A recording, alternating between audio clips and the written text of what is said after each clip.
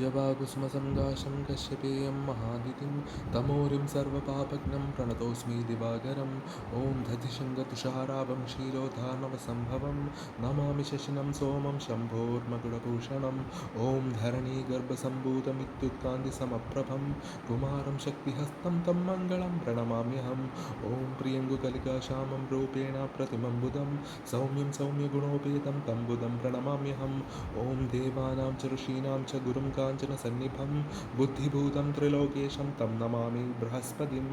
ॐ हिमकुन्दमृणालाभं दैत्यानां परमं गुरुं सर्वशास्त्रप्रवक्तारं भार्गवं प्रणमाम्यहम् ॐ नीलाञ्जनसमाभासं रविपुत्रं यमाग्रजं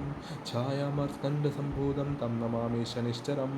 ॐ अर्थकायं महावीर्यं चन्द्रादित्यविवर्तनं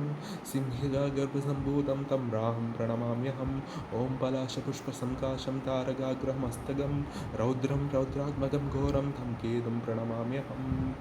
ॐ नमो नारायणाय नमः।